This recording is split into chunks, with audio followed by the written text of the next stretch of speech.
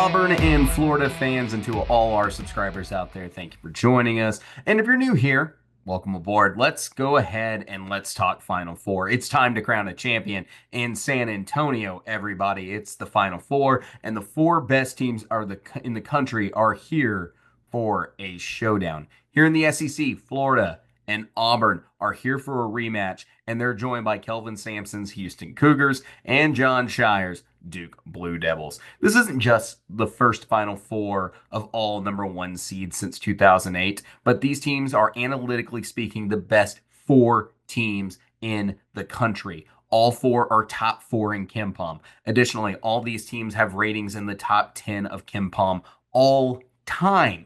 The computer system's been going on since the 90s. To get perspective, last year's UConn team had a net rating of plus 36.43.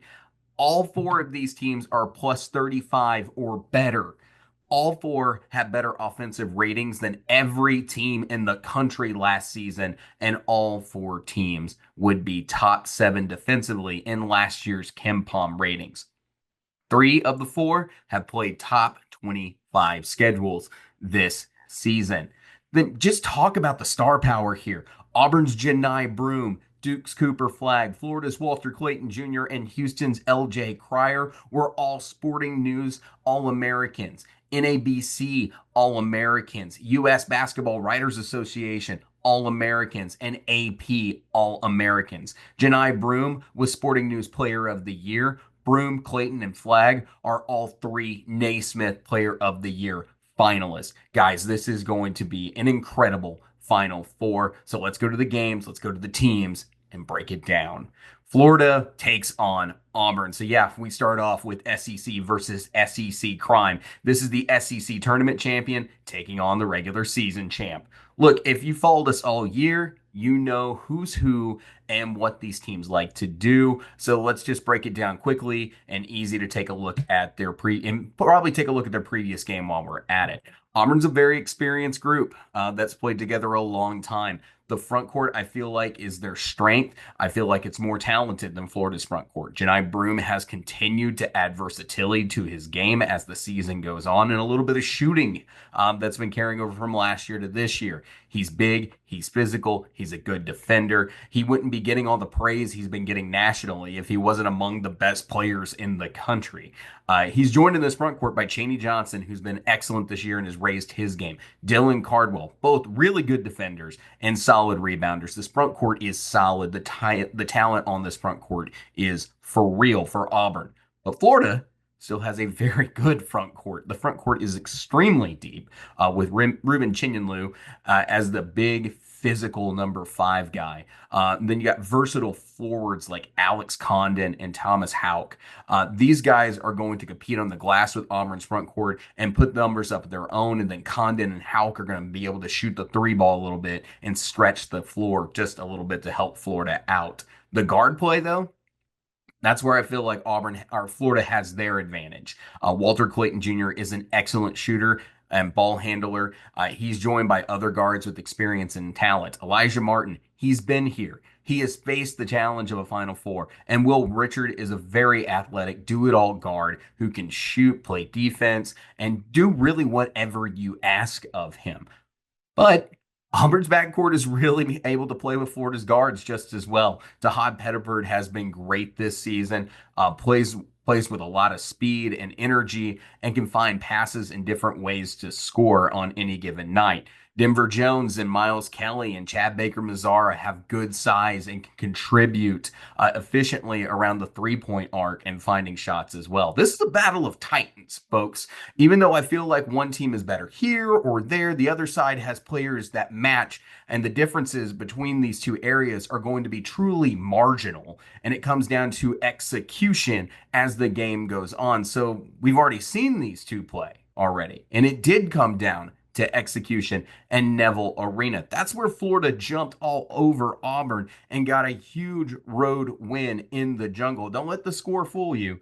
Florida had a really commanding lead at one point in this game. What was the difference there? Well, Florida got that jump on Auburn late in the first half and going into the second half, and it was a huge run. That run allowed Florida to build a cushion against Auburn to control the game overall. They got on that run because they were able to capitalize off the turnovers in that game and got out on the break. Florida was +4 on points off turnovers and +11 in fast break points. Finally, Florida was hitting their shots and capitalizing around the three. Gators shot just under 40% from three in that game and hit six more threes than Auburn. Whereas Auburn ended up struggling from deep in this game and shot under 32% and well below their team average for the season. So this game is going to be this battle. And I don't anticipate Auburn playing under their potential 2 games in a row against Florida. I expect Bruce Pearl to have his guys ready in this game and stress the importance of taking care of the basketball, playing defense in transition, and making their shots count in this collision of a matchup we have here. Florida, they can't fall behind in this game because Auburn's very good defensively. Florida needs to replicate that recipe they had against Auburn, where they were disruptive and they matched Auburn very much so on the glass. These two, if I remember correctly, were tied or very even on the rebound differential in this game. KenPom's got it a coin flip, folks. 81-80 at 52% going to Florida. 2%, 1 point difference. Might as well get a coin out. Get ready for a monster game in the Final Four. Winner of that game, whoever it should be, doesn't get a break because they're going to get Duke or Houston. Both really good teams, but specialize in different areas of the court. Duke, more on the offensive end. Houston, more on the defensive end. But both these teams are top 10 in both categories overall. Their game is going to be a slower pace in this Auburn Florida game, and both are championship caliber teams. Let's go ahead and let's break those down. Kelvin Sampson's Houston Cougars are probably the media darling of the biggest storylines here in the Final Four. Sampson has brought this proud program back to life over the last several years he's been there, and now he has a chance again to take this team to a level they've never experienced before. A national championship. Houston's probably one of the best programs to have never won it all. And if they're going to do it, they're going to need their stars to step up, and they'll need the nation's #1 defense to play like it. LJ Cryer and what he brings to this team is super impactful for the Cougars' success. Cryer is a guy who can get you a shot when you need it. For Houston to find success, he's going to need to bring his A game on both sides of the court, but especially when it comes to his shooting. No Purdue game struggles like he had in the Sweet 16. But Houston does have other huge contributors as well, like Jawan Roberts, Emmanuel Sharp, Milo Suzan, and Joseph Tugler. These are all players who can contribute to this Houston team, offensively or in one way or the other. But what makes this team so difficult to play on the defensive end? What's up with it? They don't use drop coverage the same way a lot of teams use. Instead, they aggressively attack the ball handler. Instead of using drop coverage like so many teams do off the screens, they apply high aggression or blitzing, as Kelvin Sampson has referred to it as. Let's go to the whiteboard. Now, instead of applying a hedge on a screen, the defense attacks the ball handler when they see that screen coming. A lot of people will call this pressure a trap, but Kelvin Sampson will instead call it attacking the line of scrimmage. Yeah, he uses a lot of football terms to describe this defense, but the line of scrimmage essentially comes off the back foot of the screener. The line of scrimmage is when it's set by the screener. That's where Houston goes into attack with their chest facing toward the ball handler. To add additional pressure, a big can go beyond the line of scrimmage to apply even more pressure on the defender and try to beat an outlet pass. But here's where it gets crazier. On film, it's going to appear that near the basket, a player is often open on offense that you might be able to lob it to. But that's what Houston's kind of looking for. They're looking to force these long passes by having a player watching the ball handler and trying to intercept those long passes or drop and cover the rim in time. The center man in the attack is watching for that pass and is keeping his eyes on it. This is an aggressive and difficult style of defense to play against, and this is what has led to the Cougars' success all season long.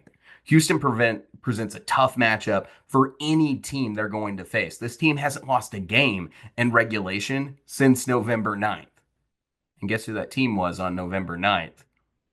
It was the Auburn Tigers earlier this season. That's right. Since they played Auburn in the Toyota Center, Houston has not lost a game in regulation this season. Tough team to deal with.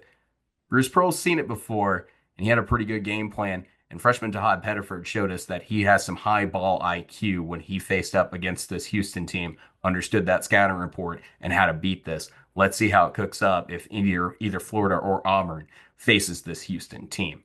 All right, so we talked about Duke. But unless you've been living under a rock, you know who this team is as well. They're led by star player Cooper Flagg. They have a very NBA level talented group of players like Sean James, Knipple, Proctor, and their front court provides a ton of rim protection and can score down low very efficiently. Now, last time we talked, I told you guys I was going to show you something a little bit different out of Duke's offense compared to the last two videos that we did. So let's go ahead and jump to the whiteboard here, and I'll show you more of this half-court offense. Like we talked about last time, Duke runs at a much slower pace than what we're really accustomed to in the SEC. We're talking about a team that is outside the top 200 teams in Division One basketball when it comes to their pace of play. They are very efficient by making possession to possession count efficiently. So last time we showed you guys the double stack or the two stack. This time we're going to be taking a look at some different things here. This is the double stack cross and the twirl lob we're going to see a little bit of. Now, first, the double stack cross. This starts out with the 2 and the 3 crossing down low and curling up to the 45s on the 3. The number 1 then picks a side and passes. Then the guard getting the ball passes down low to the forward who's available. That guard comes down to the paint and sets a screen for the other forward. That forward then comes around the screen and the scoring opportunity is now in play. The number 1 and the other guard are also available in a situation where they have a kick out opportunity along the 3-point line. Now let's go ahead and check out the twirl lob. Here we're overloading a side on the court. The number 1 has a pass dribble option to the number 3 after they move up. The number 4 sets a screen to free up that number 3 to move, and the number 2 cuts to the other side of the baseline. Here, if the number 1 keeps the ball on that dribble pass option, the number 3 will cut to the basket and the number 5 sets a screen for him, and the lob option now exists down low. Look for Flagg to make this cut going to the rim, but Duke also has plenty of other players they can use in this set.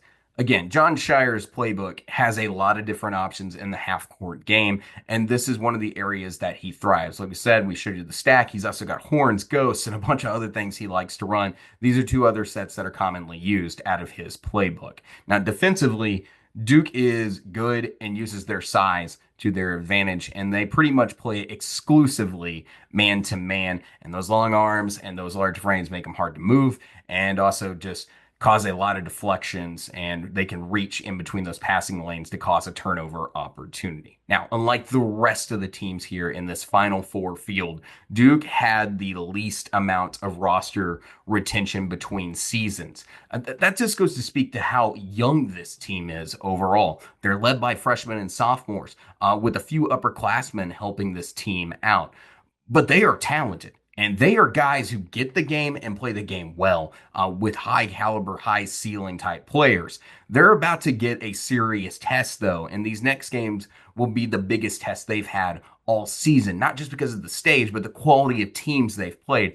Duke has played the weakest schedule out of all these teams thus far this season. We're going to find out just how good Duke truly is this weekend.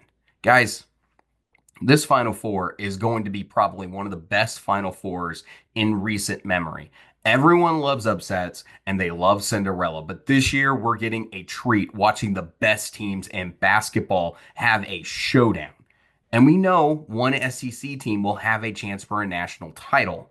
And if you're curious on that Week 6 AP poll trend, 3 of the 4 teams were in that top 12 in the Week 6 AP poll, the poll that's picked the national champion over the last 21 years. Is this the year that we see a trend fall? Houston would be that team if that's the case. They were the one team who was outside that top 12. Or will we see Auburn win their first national title? Or Florida win their third? Or will Duke win their first national title with a group of young players and their first without Coach K ever in school history? This is why we love basketball. History gets written now, between now and Monday. Guys, if you have not already, please like and subscribe to the show. Welcome to the madness. Oh, yeah, and by the way, we're not going to stop once the season's over with. We've been doing transfer portal content already. I released my first transfer portal video breakdown. It's available. That was all the information on Monday night. I hope you guys got a chance to check that out. That was part of the bonus content. And then we're going to be devoting full shows after the national championship moving forward until now and the portal closes on the transfer portal and the coaching carousel. And yeah, if you missed the headline, there's some coaching carousel chaos that's going on in Texas A&M right now. Who's going to be the new coach in College Station? We're going to be talking about all that stuff. I'm going to see if I can't get another one out. No promises between now and then, but I will for sure be doing a video that you guys will be seeing sometime on Tuesday when that comes out, when me and Maddie react to the national championship and do a year and review like we do every season. So, guys, if you're not already, please like and subscribe to the Hoop Southbound Show. Welcome to the madness, and I'll catch you in the next one.